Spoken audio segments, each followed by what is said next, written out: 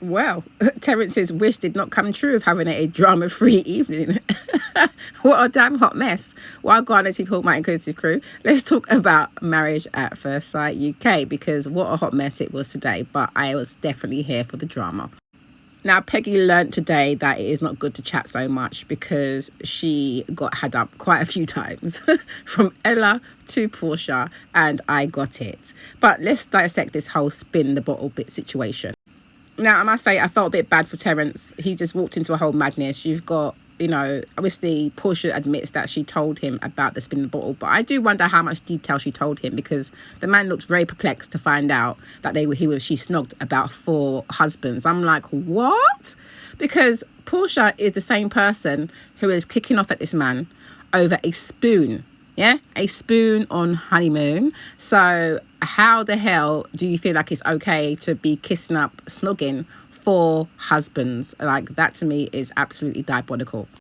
Luke was quick to share the information, and he looked a bit guilty. So I was thinking, Luke, were you one of the men? Were you one of the husbands? Because you spoke about you and Jay have your own agreement, whatever.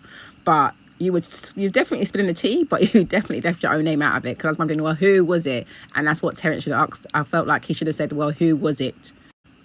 Now, Laura, I will say I rate her for putting him aside, Brad, and letting him know that actually, yeah, she does like Shona. She's just not sure about him.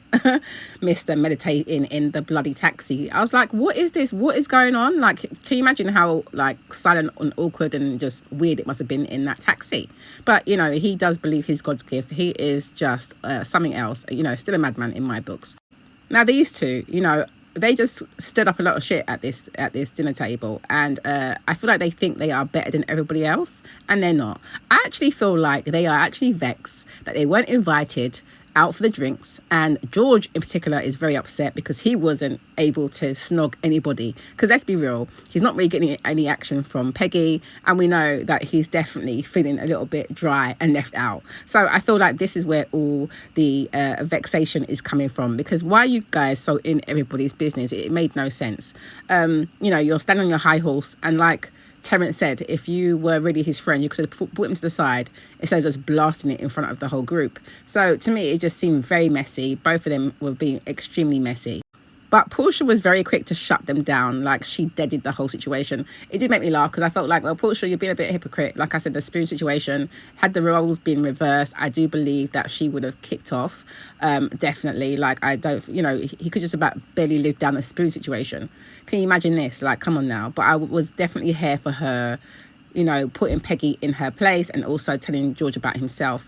George cussing in French. I said, oh, what the ras is going on over here? Because the man tried to get wicked in French, but he didn't realise that Portia also spoke French. So she was cussing right back at him in French. I'm like, what is going on with this whole show? It has been hilarious this evening. Now, Ella, I like that she had Peggy up, because absolutely right.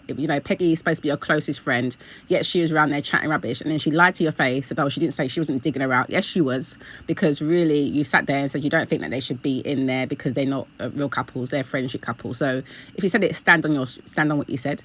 So I like that Ella definitely had her up on this whole situation. And Peggy's clapbacks were just not working, were they? I mean, you're telling Portia to keep your name out of her mouth, but like Portia said to you, you're never in her mouth, and I don't think she was very happy at being called a boring couple. I felt like that was a very sobering moment for her, and she looked absolutely distraught by that. I mean, her admitting that, no one likes George was just like, well, I can see why nobody likes George. He's not making himself very likable in the way his attitude is. But yeah, you're kind of stuck with him. But at the same time, you seem to be, parading around your relationship like you guys are the best on the show. And it is just not the case at all.